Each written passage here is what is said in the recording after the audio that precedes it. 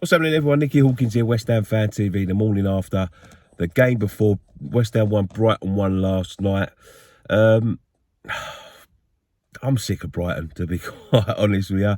They're a good side, I've got to say that. Graham Potter's got them playing some good football. Draw after draw after draw. So, like, if you was a betting man, we haven't beaten them. You'd have stuck your house on them getting a draw last night, and it looked like we'd got the points.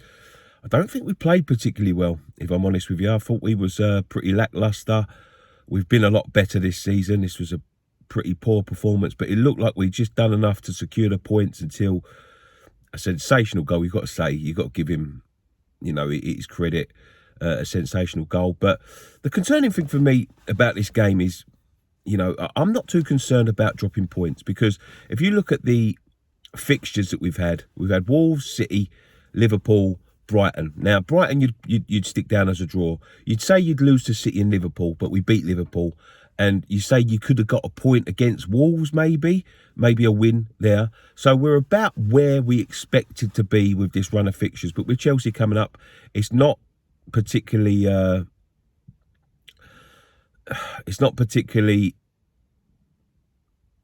what's the word? Favourable. To be playing them next. They're in decent form. They got a bit lucky last night. But you'd expect them sort of points with Brighton. You know what I mean? Maybe you're expecting a draw to Wolves, maybe beat Brighton for the first time. But around then, with the Liverpool win, expectations were a little bit higher. So I'm not too downtrodden with that. The thing is about West Ham is, and I say this with the greatest of respects, they are putting their all in every week. They're doing the best they can. But I feel there was a few players there that are, you know, should be rotated out of the starting 11. You can't be starting. We're getting worked out, is what I'm trying to say. We're getting worked out. We play the same team week in, week out. Teams can prepare 2 months in advance because, barring injury, they know what team they're going to come up against. Now, don't get me wrong. We're good at what we do.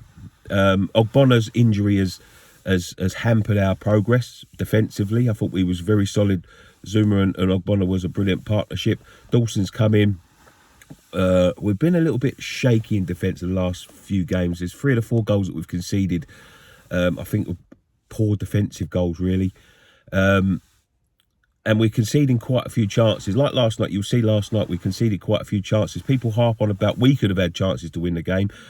I remember Fabianski making a one-on-one save. I remember, I think it was Mupai again that put one past the post, whispered past the post. We had similar opportunities. Obviously, Fornell's crashed the bar. Bowen put one just past the post. And that's what concerns me. It's been concerning me for a little while, is our lack of, what's the word? Ruthlessness in front of goal.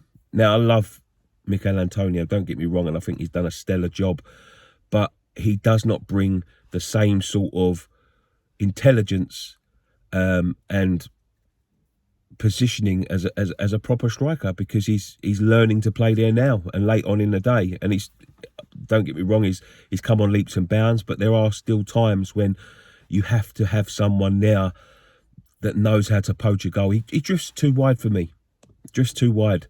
And we haven't got the height or the ruthlessness in us to finish off them chances when he drifts out wide. We've got to have him central. Glad to see Souček get a goal last night. It was a good goal as well. I'm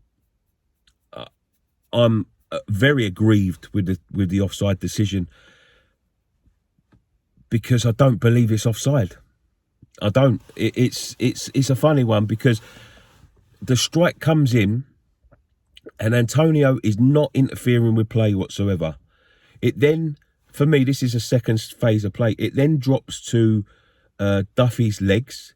It ricochets off him twice, and then ricochets onto Antonio's shin, who makes no attempt to play the ball whatsoever. It's not like he's attempted to play the ball. By the letter of the law, is it offside? I don't think so. I know he was in front of the goalkeeper and there's one man on the line, but what I would say is, I think that's the second phase of play as soon as it comes off Duffy twice, because it comes off him once, he's got the chance to clear, comes off him twice. It then sort of like bounces off Antonio's shin. For me, that comes off the defender. That's a ball played by the defender, and it should have been a goal. It should have been a goal. Should have been 2-0. Should have put them out of sight, really. But it is what it is. You know, you just have to trust that we're going to get back to winning ways.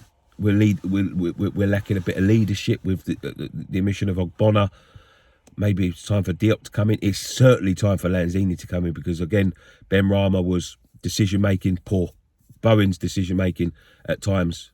And finishing, perhaps, pretty poor. Antonio's mindset as a striker, pretty poor. What Lanzini does, what we failed to do last night is retain the ball. We went long periods without the ball. You can see that in the possession stats. But the few times we did have it, we created, which is a positive. We just got to be more ruthless in finishing them. But we failed to retain the ball a lot last night, giving the ball away, passing, backs to the wall sort of stuff, and clearing it up and hoping it sticks. And that, for me, is what Lanzini is really good at. Lanzini, since probably Villa, when he came on, got that assist, then got the goal last week against City. Very bright again last night, retaining the ball, lots of energy, getting back in there, tackling. Some of these boys that are playing at the minute are running on empty. It's like flogging a dead horse at times. He's got to start for me. He's a great player, Lanzini, and he's never got back to what he was post-injury, but it looks like he's up for it, and he'll thrive in this team. It just means that someone's got to miss out, and I think that's Said Benrahma. I think Lanzini deserves his chance. Must be kicking his heels on the sideline, thinking what he's got to do to start. He's played very few games, not a lot of football over the last couple of years, really. But he needs to start for me against Chelsea. He likes the London derby as well. We need to rotate. We've got players like Vlasic sitting on the bench. Needs game time, needs to play, needs time to get himself settled in the Premier League. I think last night was a perfect time. One of these maybe have to play with a striker. I like Bowen playing as a striker when Antonio ain't on it. Give him a rest. It's just it's all after the fact, so it's it's all relative, really. But let's get to Chelsea. You never know what might happen there. We get 3 points there. We're back on track, in my opinion, if we're not already on track.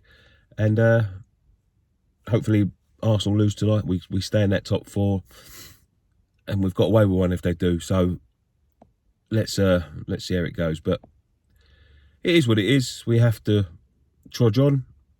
We take the point. We dust ourselves off. We move on to the next game. Some big important games coming up, and hopefully we can start picking up some more wins. We've got teams like Norwich coming up. We've got some tough games, some tough games that define us over the next couple of weeks as well, like Arsenal. With them sort of level on points with us, or we're just a point in front now, depending on what happens tonight. They're deciders, really, aren't they? So, yeah, let's see where we go. We need to get to that January transfer window. We need fresh faces. We need a proper centre forward, a good quality one. I'm not talking about the Moigas or the what's his name, the little Argentine guy that came here before, didn't do nothing. Them sort of players, or the one that went to Celtic. Them sort of players, not them. A good striker, someone that would improve our first team, not a backup or someone like that. We need someone to compete with Antonio. And Antonio likes drifting out wide. He's another option on the wing. You forget about that. So, yeah, we need to get to there. Get Jesse Lingard over the line. Whatever happens, get that done. Hopefully, fingers crossed, we've got a lot of games, so anything can happen in the next sort of month. But hopefully we can pick up some more points and get ourselves into a similar position to where we are now. If we're 4th, 5th, come the new year, get them players in and see what we could do. Revitalise the place like we did last year. But that's it from me. have a wonderful day, and keep the faith. It's not as bad as you think. One thing left to say, come on, you Irons.